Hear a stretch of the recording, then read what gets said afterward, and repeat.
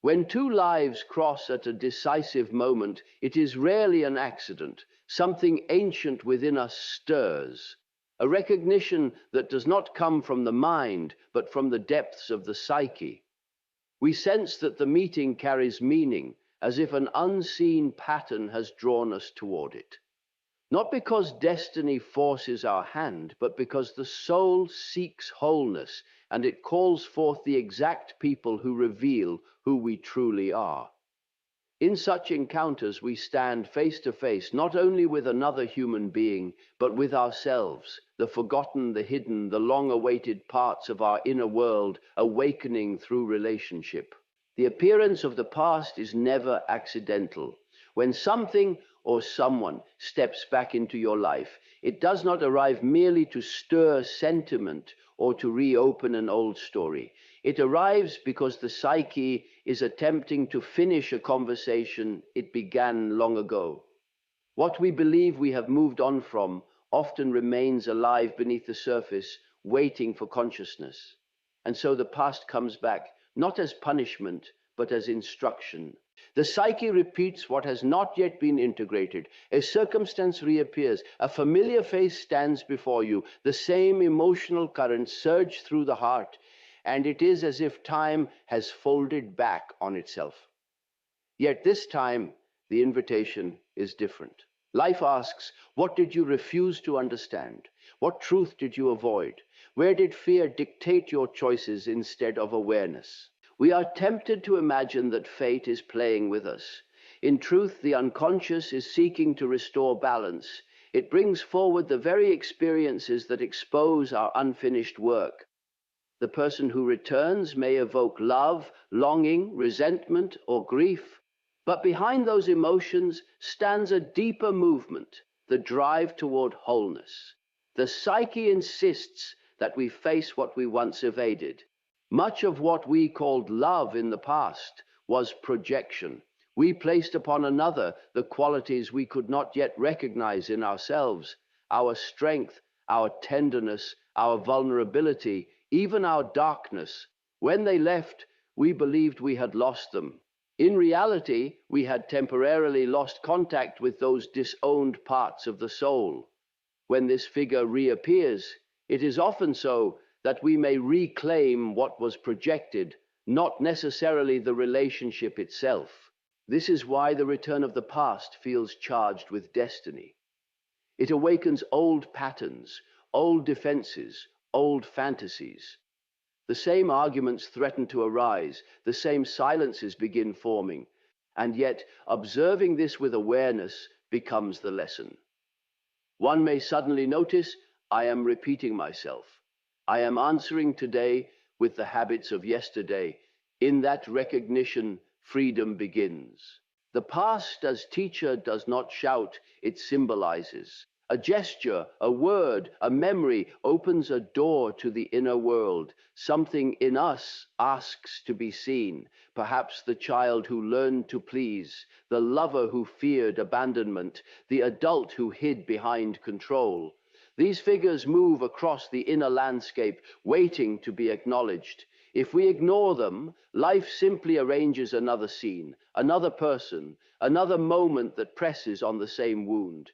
To meet the returning past consciously is not to romanticize it, nor to condemn it. It is to hold it with curiosity. What is this showing me about who I was and who I am becoming? The soulmate who crosses your path again may function as a mirror more than a promise. In that mirror, you witness the distance between your former self and your present capacity. You begin to see where you once collapsed into dependency, where you avoided truth, where you sought salvation instead of relationship. When the past returns as teacher, it invites responsibility, not guilt, not shame, responsibility. You begin to understand that meaning is not given by events alone. It is created by the level of consciousness you bring to them. The same encounter that once produced confusion can now reveal clarity.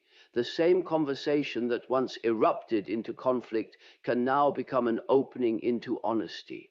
The psyche does not bring the lesson to humiliate you. It brings it so that you may grow beyond repetition. Each time awareness expands, the pattern loosens. What once bound you becomes intelligible. What once felt like fate becomes dialogue. And in that quiet shift, love itself begins to mature, not as escape, not as illusion, but as a meeting of two individuals who are willing to see and to be seen without losing themselves. Within every human being, there is a silent movement taking place, older than our personal histories and deeper than our conscious intentions. The psyche does not merely desire pleasure, success, or safety. At its core, it strives toward wholeness, toward the reconciliation of what has been split apart inside us. This instinct does not ask our permission. It operates beneath the surface, arranging experiences, drawing us towards certain people, even provoking conflicts that force hidden elements of the self into the light. Wholeness is not perfection. It is not the polished image the ego tries to present to the world. Wholeness means that nothing essential within us is banished to the shadows. The loving side and the resentful side, the courageous impulse and the frightened child, the rational thinker and the dreamer, all seek a place at the table of consciousness. Where the ego insists on control and reputation, the psyche demands honesty. It will not allow us to live indefinitely as fragments. This is why encounters with a soulmate feel so profound. Such a person often constellates something archetypal in the depths of the psyche. They awaken emotions that seem disproportionate, dreams that speak in symbols, fears that emerge without invitation. We imagine it is the other person who possesses the magic, yet far more is occurring. We are meeting unrecognized regions of ourselves through the presence of another. The psyche uses relationship as a stage where the estranged parts of the self step forward and seek recognition. The path to wholeness frequently begins where we resist the most. We may cling to an identity, the strong one, the reasonable one, the independent one, and exile whatever threatens that identity. But the exiled elements do not vanish. They sink into the unconscious and wait. They appear as jealousy, as obsession, as dreams of abandonment or triumph. They re-emerge in the figure of the beloved, who seems to complete us only because they carry what we refuse to carry. In truth, they are a living symbol of an inner reunion that has not yet taken place. When the psyche moves toward wholeness, it often unsettles our lives. Patterns repeat. Old emotions return with new intensity. We may find ourselves behaving in ways we do not entirely understand. This is not evidence of failure. It is the psyche insisting that something unfinished be faced consciously. Wholeness is a process of enlarging awareness until it can contain opposites without collapsing into confusion or denial. Light without shadow is an illusion. A self that admits only what is comfortable remains shallow and brittle. To sense this inner movement is to recognize that meaning is born from integration. The individual discovers that pain and insight are intertwined, that vulnerability carries strength, that love exposes not only tenderness, but also dependency and fear. Each realization widens the psyche's horizon. What once appeared threatening becomes intelligible. What once ruled from the darkness begins to participate in dialogue with the ego. The psyche seeks wholeness through symbols as well as through events. Dreams speak in images of reunion, houses with undiscovered rooms, journeys that circle back to their origins. Myths across cultures tell of heroes descending into the underworld to retrieve what has been lost. These are not mere stories. They are expressions of an inner necessity. The human being cannot live indefinitely in division. Something within insists upon reconciliation. A soulmate's return, or the resurgence of an unfinished bond, stands inside this deeper drama. It is not simply romance revived, it is the psyche creating conditions in which forgotten truths about oneself become unavoidable. One is invited to see beyond idealization, beyond fear, beyond the urge to possess or to submit. The movement toward wholeness asks that we relate as individuals who know their own depths, not as fragments seeking rescue. In this sense, the psyche behaves like a wise yet demanding teacher. It confronts us with the very elements we would rather not encounter. It calls us back to our unlived life, the talents never expressed, the feelings never allowed, the words never spoken. And while the ego may complain, resist, or attempt to escape, the deeper movement continues. For the psyche is not satisfied with partial existence. It presses toward a condition in which the human being becomes more fully what he or she already is in potential, a unified, complex, and conscious presence capable of standing in relation to love without dissolving into it, and capable of facing the inner world without fear of being devoured by it. Human relationships often appear to us as luminous mysteries, yet much of their intensity arises from something quite ordinary and deeply psychological. We do not see the other person clearly. We see them through the veil of our own unconscious contents. We take inner images, unresolved longings, forgotten fears, and place them upon another human being as if they truly belonged there. This process is what I call projection, and until projection is withdrawn, authentic relationship remains impossible. The beloved seems extraordinary, almost supernatural. We speak as though they carry salvation, destiny, or catastrophe in their hands, but in truth, the figure before us is a catalyst. They constellate material lying dormant within our own psyche. What fascinates, what frightens, what overwhelms us is rarely the person alone. It is the part of ourselves we have not yet been willing to acknowledge. We do not merely fall in love with someone, we fall into an encounter with our unlived soul. Projection occurs because the ego cannot bear to own everything that lives inside it. The traits we admire yet feel incapable of embodying, we attribute to another. The impulses we consider unacceptable, we exile into darkness and imagine that others possess them. In this way, people become screens on which the unconscious projects its images. The soulmate may appear as redeemer, perfect partner, invulnerable companion, or they may appear as threat, manipulator, destroyer. In both cases, the image is larger than the reality.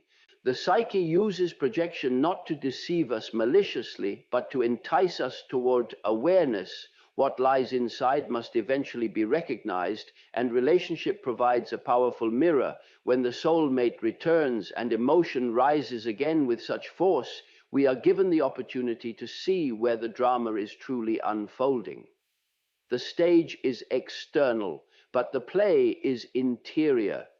The exaggerated idealization, the intolerable disappointment, the sudden jealousy, each of these experiences contains a message from the depths. Withdrawing projection does not mean withdrawing love. It means removing the fog that distorts perception. It requires the courage to say, what I see in you may also live in me. The tenderness I worship, the courage I admire, the clarity I demand. Perhaps these are potentials within my own nature, awaiting recognition. Likewise, the anger I condemn, the control I fear, the dependency I despise.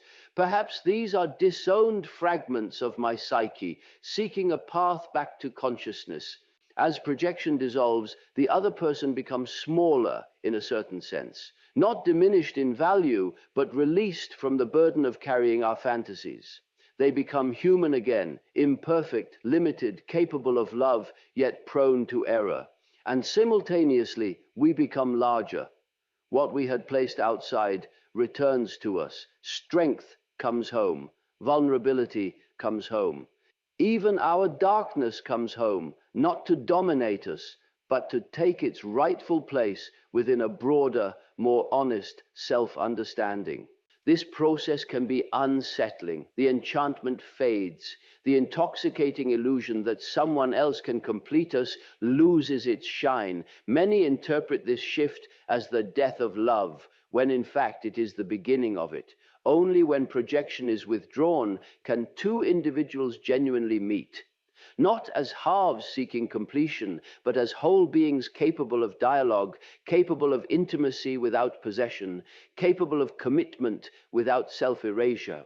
To withdraw projection is to accept responsibility for our inner life.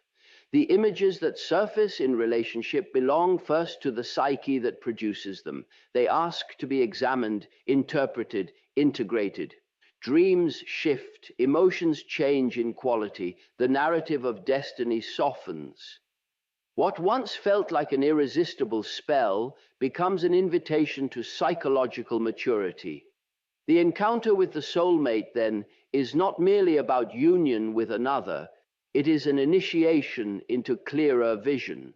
When projection continues unchecked, fate appears cruel, repeating the same painful patterns through different faces. When projection is recognized and slowly reclaimed, the pattern reveals its meaning. The psyche does not conspire against us, it strives to bring us back to ourselves.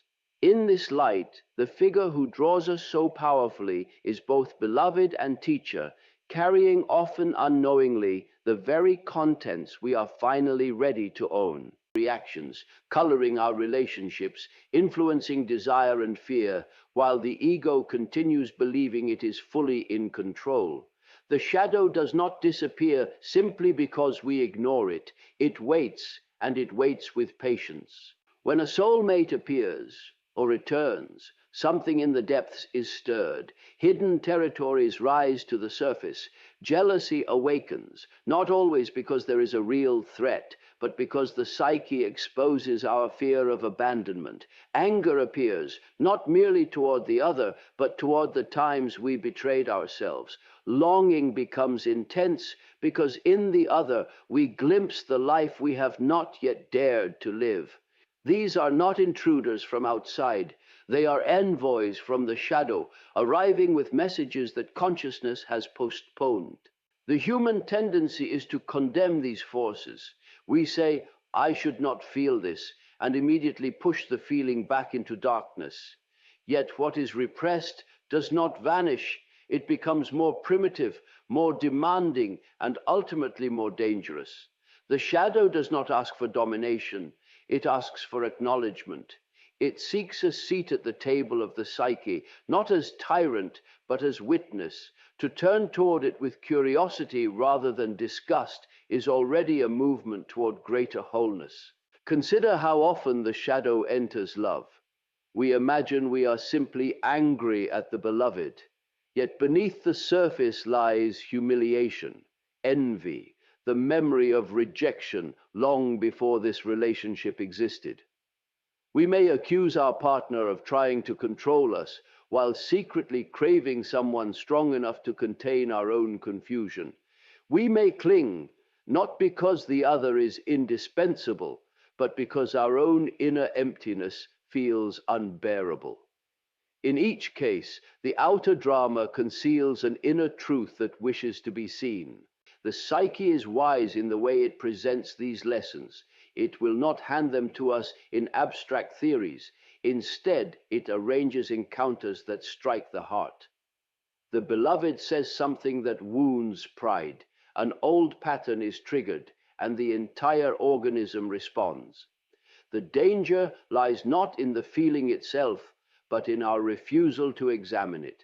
If we insist on remaining innocent, the shadow must act out through us. Then we sabotage relationships, repeat the old story, and declare it fate.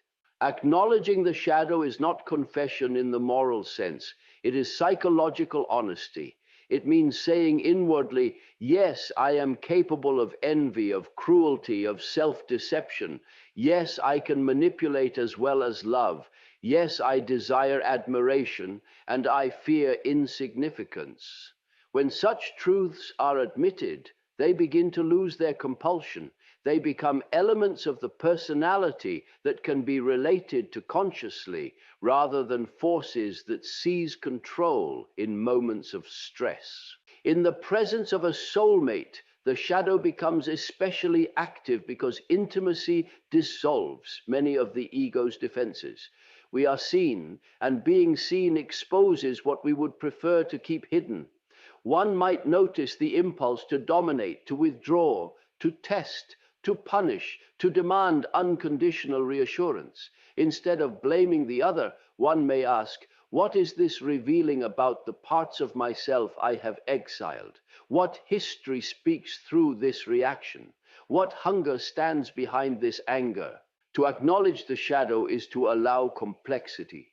A person can love deeply and still harbor resentment. One can feel gratitude and envy at the same time. The psyche does not insist on purity, it insists on truthfulness. Where the ego wants to appear noble, the shadow insists that we recognize our humanity fully, the light and the darkness intertwined. When the shadow is granted recognition, something shifts quietly. The beloved is no longer responsible for carrying every fear, every longing, every wound. Responsibility begins to return to its rightful owner. The relationship becomes less of a battlefield and more of a mirror. And within that mirror, one begins to see that the figures who haunt our dreams and our conflicts are not enemies to be destroyed, but neglected aspects of ourselves, calling for inclusion, asking to be named, and waiting patiently until the courage to face them finally arises. There are moments in life when an encounter feels arranged by something larger than our personal will. A person reappears, a path opens, a circumstance repeats with uncanny precision. We speak of fate, of destiny, as though an invisible hand has placed us once again at the threshold of a familiar door. Yet even in these moments, the psyche does not abolish freedom. Fate brings the situation to us. Responsibility determines what we do with it. What appears as destiny is often the movement of the unconscious, shaping outer events to reflect inner necessity. A soulmate returns, a conversation resumes, an unresolved story stands before us like a symbol demanding interpretation. The psyche creates the conditions that reveal what remains unfinished, not to imprison us, but to confront us with our own participation in the pattern. To declare it was meant to be may feel comforting, but it risks hiding the fact that our attitudes, our fears, and our choices continue to weave the very fabric we call fate. Responsibility begins the moment we recognize our role within the drama.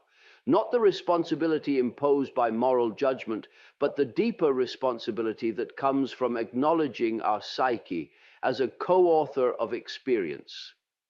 If jealousy erupts, if old wounds reopen, if the same conflict surfaces again, something in us is being asked to awaken.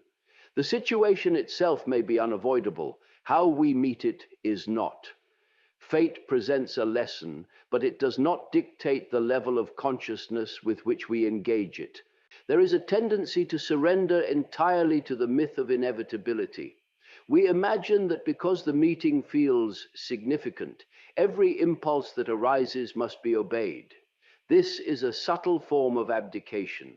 The psyche does not demand submission. It demands recognition. We are not puppets of destiny, nor are we its masters. We stand in a creative tension between what addresses us from the depths and the freedom with which we respond. In this tension, the personality matures. When fate and responsibility meet, the romantic narrative becomes more complex. The soulmate returns, and the mind rushes to declare it a sign. But responsibility asks, what is the quality of the bond today? What patterns are being reactivated? What part of myself am I called to face here? To accept the encounter as fated while refusing to examine one's own psychic involvement is to remain a child before the gods. The adult stance recognizes destiny as invitation, not command. Often the unconscious repeats circumstances until consciousness develops. We call this bad luck or tragic inevitability, when in fact the psyche is insisting upon growth. The same arguments recur because the inner attitude remains unchanged. The same disappointment arises because we project the same fantasies onto different faces.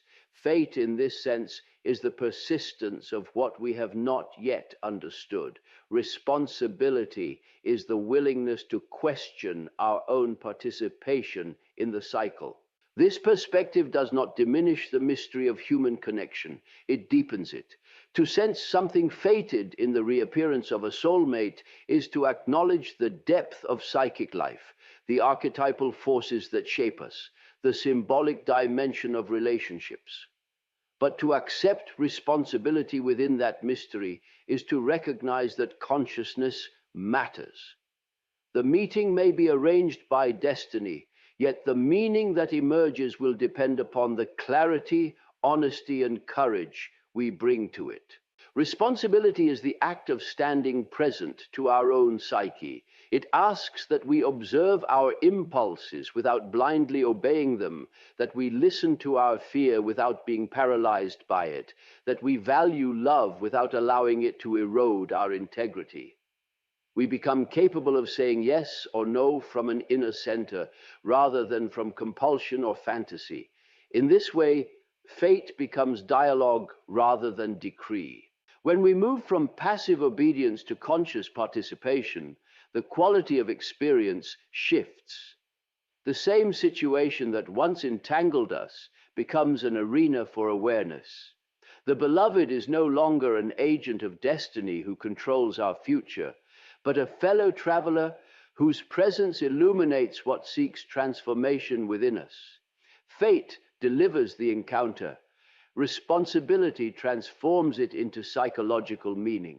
In this meeting of the two, the human being does not escape destiny, nor does he bow to it without question. He enters into relationship with it, aware that forces beyond the ego have brought him to this threshold, and equally aware that how he steps forward belongs to him.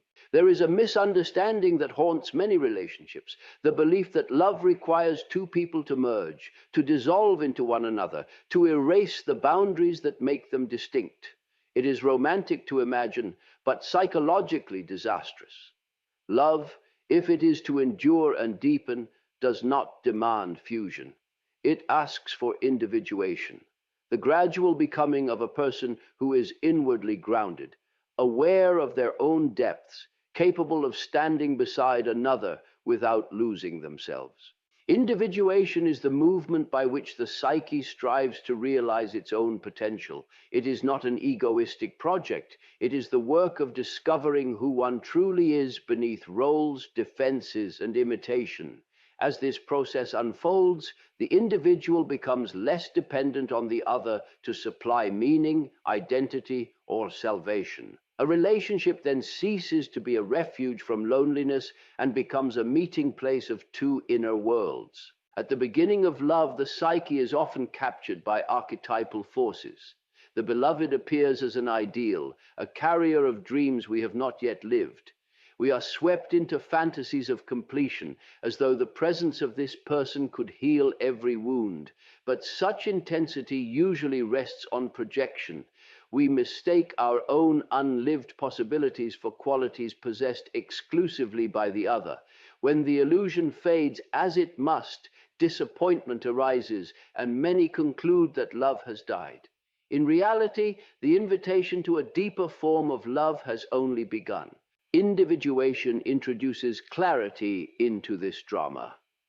As a person becomes more conscious of their own complexity, they begin to withdraw projections and recognize their own participation in the story. They notice how they demanded from the other what should have been cultivated inwardly: self-respect, courage, imagination, emotional maturity. The beloved is released from the impossible role of redeemer, and the individual assumes responsibility for their own growth. Paradoxically, this apparent distancing allows love to mature. A mature love does not require constant reassurance or possession.